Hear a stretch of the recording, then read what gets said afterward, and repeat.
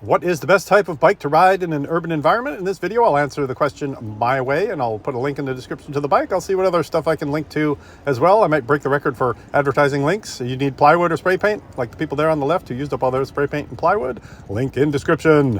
So let's get started here. So I am in Los Angeles. It's a little bit rough on the streets, and this is the type of bike that I'm riding down there. This is CGO600 Pro made by Tenways e-bike, and it is a fully rigid e-bike that weighs 41.7 pounds.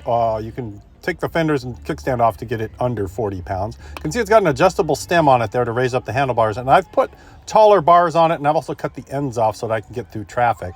And you can see here why I'm not a big fan of wide handlebars. I cut a couple inches off of both ends of this handlebar for this reason. You never know when you're gonna have to go squeeze in between cars or buses, and you just need maximum room to fit. So I don't need the extra leverage versus the extra room, so I always like to work with shorter bars. Tektro hydraulic brakes on there, and I've always had really good luck with Tektros. They work great. And e-bike specific Expedium Pro tires on it, made by CST in a size 700 by 45, so you can dodge obstacles like the Rizzler trying to catch a hot dog cart there. Out of the way, Rizzler. The brakes or the tires are good for that. Good traction and good stopping. And these particular tires have Kevlar belts in them, and then they also have a thick layer of foam in them as well. And I managed to test that by running over a nail, and instead of popping my tire, it just kind of stuck and folded over. And when I pulled it out, there was no sss. So I can testify that these are good tires. You can see the tread pattern there as well. I'd call them general purpose street tires, but I have done some off-road, crusty road gravel biking on them as well. And they are not gravel bike tires, but the bike does great on these tires, even if you get off the road. And this bike has a Gates carbon fiber belt drive. It is available with a chain if you want a chain and gears, and a 350 watt internal hub motor. What's going on over there?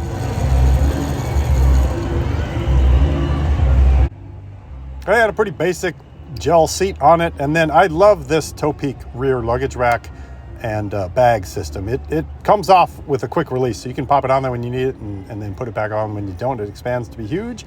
This is what it looks like full of groceries. You can see the saddlebags open up as well. I've even got a light on the back of it, and then this bike also comes with fenders, so you don't have all kinds of weird homeless guy water going up your butt crack when you go through the gutter. And the fact that it is so light means I can kind of maneuver my way through crowds real easy. It's got a headlight in the front for nighttime. And overall, it's like you're riding a bike, but you don't have to try very hard. If you put it on pedal assist 3, it'll go up hills and it'll just whip around. Maximum speed is 20 miles an hour on this one. So that's the one thing where you might want to look for a faster bike. I don't feel like I need it. I think that's fast enough for what I do, and I was able to get around town all the time just fine on this thing, and it's not as cumbersome as a big 90-pound moped style bike would be if you were going to ride one of those. I think it's perfect for the city. If you want cool shiny mirrored sunglasses, a link in the description. Look like these cool guys with your shiny mirrored sunglasses, and go to this website and enter Hoo Hoo Hoblin as the coupon code to get 10% off non-lethal drones. And Nike was having a 100% off sale on shoes a couple days ago, but they are unfortunately out, so I can't give you a coupon code for that one. Maybe next year. But check the description for face masks and this heavy-duty duffel bag that can hold 2 cinder blocks and 10 hammers.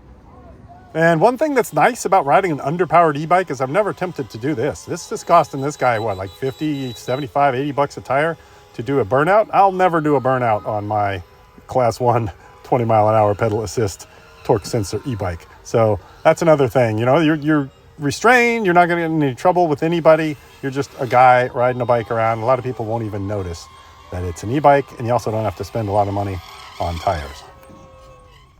This video brought to you by Pepsi, choice of a new generation.